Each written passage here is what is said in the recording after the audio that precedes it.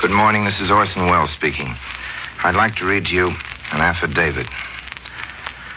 I, Isaac Woodward, Jr., being duly sworn, do depose and state as follows, that I am 27 years old and a veteran of the United States Army, having served for 15 months in the South Pacific and earned 1 battle star. I was honorably discharged on February 12, 1946, from Camp Gordon, Georgia, at 8:30 p.m. at the Greyhound Terminal, Atlanta, Georgia. While I was in uniform, I purchased a ticket to Winnsboro, South Carolina, and took the bus headed there to pick up my wife to come to New York to see my father and mother. About 1 hour out of Atlanta, the bus driver stopped at a small drugstore. As he stopped, I asked him if he had time to wait for me until I had a chance to go to the restroom. He cursed and said no. When he cursed me, I cursed him back. When the bus got to Aiken, he got off and went and got the police. They didn't give me a chance to explain. The policeman struck me with a billy across my head and told me to shut up. After that, the policeman grabbed me by my left arm and twisted it behind my back. I figured he was trying to make me resist. I did not resist against him. He asked me, was I discharged? And I told him yes. When I said yes, that is when he started beating me with a billy, hitting me across the top of the head. After that, I grabbed his billy and wrung it out of his hand. Another policeman came up and threw his gun on me and told me to drop the billy, or he'd drop me, so I dropped the billy. After I dropped the billy, the second policeman held his gun on me while the other one was beating me. He knocked me unconscious. After I commenced to come to myself, he hollered, "Get up." I started to get up. He started punching me in my eyes with the end of the billy. When I finally got up, he pushed me inside the jailhouse and locked me up. I woke up next morning and could not see. A policeman said, "Let's go up here and see what the judge says." I told him that I could not see how to come out. I was blind. He said, "Feel your way out." He said I'd be all right after I washed my face. He led me to the judge, and after I told the judge what happened, he said, "We don't have that kind of stuff down here." Then the policeman said, he wrung my billy out of my hand, and I told him if he didn't drop it, I'd drop him. That's how I knew it was the same policeman as had beat my eyes out. After that, the judge spoke and said, "I fine you $50 for 30 days in the road." And I said I'd pay the $50, but I did not have the $50 at the time. So the policeman said, "You have some money there in your wallet." He took my wallet and took out all I had. That was a total of $40, and took $4 from my watch pocket. I had a check for $694.73, which was my mustering out pay and soldier's deposit. He said to me, "Can you see how to sign this check? You have a government check." I told him no, sir. So he gave it back to me after that. Took me back and locked me up in the jail. The policeman did, and I stayed in there for a while, and after a few minutes, he came and asked me if I wanted a drink of whiskey. If I took a drink of whiskey, he said I'd feel better. I told him no, sir. Didn't care for any. About 5:30 that evening, they took me to the Veterans Hospital in Columbia, South Carolina. One of the contact men came around one day and said to me they were going to take out a pension for me. I believe that the doctor who cared for me was named Dr. Clarence. I told him what had happened to me. He made no comment, but told me I should join a blind school. Sworn to me this 23rd day of April, 1946. Well, ladies and gentlemen, I had that affidavit in my pocket a few hours before dawn. When I left off worrying about this broadcast long enough for coffee at an all-night restaurant, I found myself joined at the table by a stranger. A nice, soft-spoken, well-meaning, well-mannered stranger he was. He told me a joke. He thinks it's a joke. I'm going to repeat it, but not for your amusement. I earnestly hope that nobody listening will laugh. This is the joke. It seems there was a white man who came on business to a southern town, it could be Aiken, South Carolina, and found he couldn't get a bed in any of the good hotels. He went to the bad hotels and found the flop houses, but there was no room for him in any of the inns reserved for white folks in that southern city. So at last, in desperation, he applied at a Negro hotel where he was accepted with a proviso that he would consent to share a double room with another guest. With rueful gratitude, this white man paid his bill, left to call for early in the morning. He rested well, quite undisturbed by the proximity of the sleeping colored man beside him, and was awakened at the hour of his request. After breakfast, he left the railway station where he boarded his appointed train, but the conductor would not let him into any of the regular coaches. The man was told quite rudely to go where he belonged, the Jim Crow car. The hero of this funny story allowed he hadn't washed in the morning, that the dust of travel must be responsible for the conductor's grievous social miscalculation. He went to the washroom. He started to clean his hands. They were black, an even hue of black. Then he looked into the mirror. His face was the same color. He not only looked darker than white, he was quite visibly a Negro. A great oath precedes the final line, which is presumed to be the funny part of this little anecdote. I know what's happened to the next words of the man. It's very simple. They woke up the wrong man. I left the teller of this tale in the coffee shop, but I found I couldn't leave the tale itself. Like the affidavit I read to you at the start of the broadcast, it seems to become a permanent part of my mental luggage.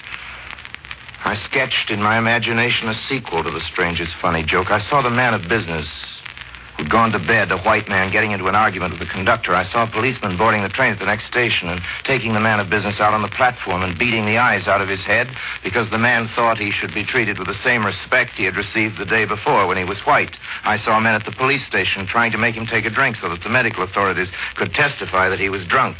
I saw the man of business bleeding in his cell, reaching out with sightless hands through unseen bars, gesturing for help that could not ever come. And I heard his explanation echoing down the stone hallways of the jail. I know what's happened. It's very simple. They woke up the wrong man. Now, it seems the officer of the law who blinded the young Negro boy, the affidavit, has not been named. The boy saw him while he could still see, but of course he had no way of knowing what particular policeman it was who brought the justice of Dachau and Oswiecim to Aiken, South Carolina. He was just another white man with a stick who wanted to teach a Negro boy a lesson, to show a Negro boy where he belonged, in the darkness. Till we know more about him, for just now, we'll call the policeman Officer X. He might be listening to this. I hope so. Officer X, I'm talking to you. Officer X, they woke up the wrong man. That somebody else, that man sleeping there, is you. The you that God brought into the world, all innocent of hate. A paid-up resident member of the Brotherhood of Man. Yes, unbelievably enough, that's you, Officer X. You, still asleep. That you could have been anything. It could have gone to the White House when it grew up. It could have gone to heaven when it died. But they woke up the wrong man. They finally came for him in the blank gray of dawn. As in the death house, they come for the condemned, but without prayers. They came with instructions, the accumulated ignorance of the feudal South. And with this peculiar briefing, they called Cain for another day of the devil's work, while Abel slept.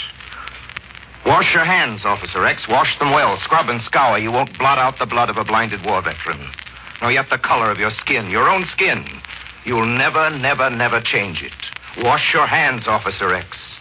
Wash a lifetime. You'll never wash away that leprous lack of pigment, the guilty pallor of the white man.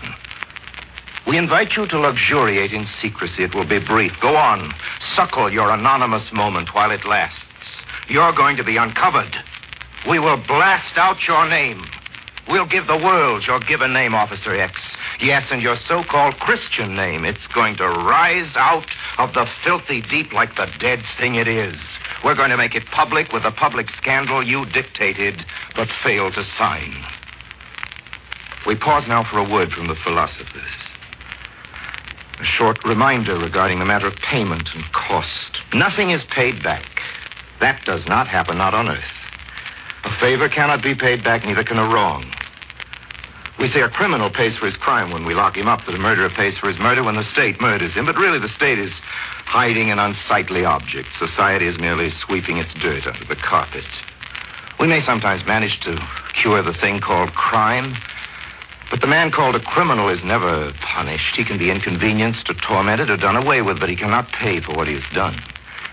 If the ledger is ever balanced, it is not by him, but by some other man having nothing to do with him. It is balanced by deeds of virtue, by unrelated good works. The evildoer's agony doesn't show on the books. Only that fiction known to us as money can be paid back. The true debt, the debt of a friend to a friend or a foe to a foe, outlives the principles involved. So much for payment. Price. That's something else. There's a price for everything. There's nothing that does not have its cost.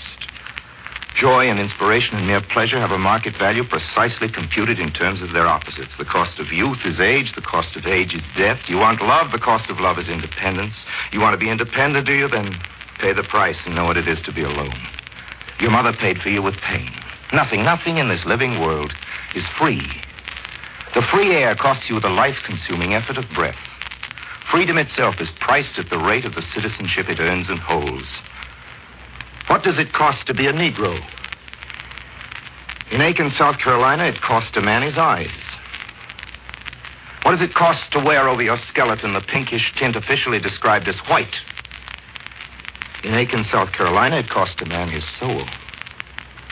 Officer X may languish in jail. It's unlikely, but it's possible that he'll serve as long a term as a Negro would serve in Aiken, South Carolina, for stealing bread.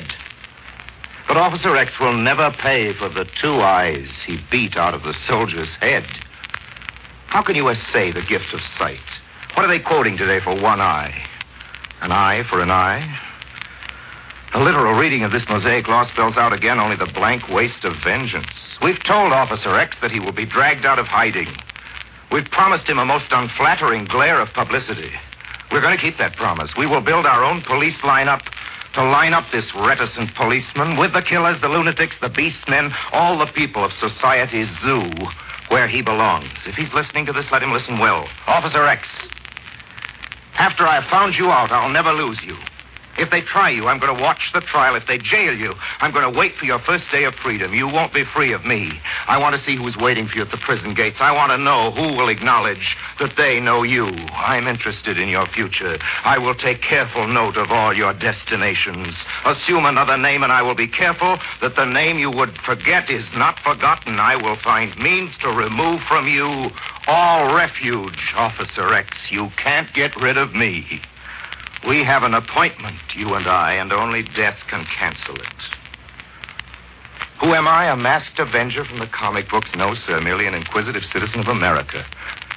I admit that nothing on this inhabited earth is capable of your chastisement. I'm simply but quite actively curious to know what will become of you. Your fate cannot affect the boy in the country hospital for the blind, but your welfare is a measure of the welfare of my country. I cannot call it your country. How long will you get along in these United States? Which of the states will still consent to get along with you? Where stands the sun of common fellowship? When will it rise over your dark country? When will it be noon in Georgia? I must know where you go, Officer X, because I must know where the rest of us are going with our American experiment. Into bankruptcy or into that serene tomorrow, that plenteous garden the blind soldier hoped for when he had his eyes and with eyes opened went to war. We want a word to lighten his darkness.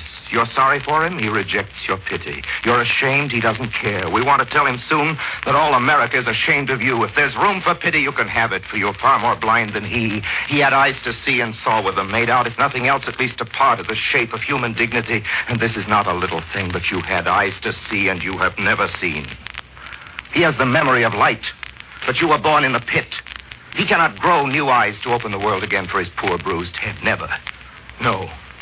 The only word we can cheer the martyr with to carry him from the county hospital to the county grave is word concerning your eyes, Officer X. Your eyes, remember, were not gouged away. Only the lids are closed. You might raise the lids. You might just try the wild adventure of looking. You might see something. It might be a simple truth. One of those truths held to be self-evident by our founding fathers and by most of us. If we should ever find you bravely blinking at the sun, we'll know then that the world is young after all. That chaos is behind us and not ahead. Then there will be shouting of trumpets to rouse the dead at Gettysburg. A thunder of cannon will declare the tidings of peace, and all the bells of liberty will laugh out loud in the streets to celebrate goodwill towards all men.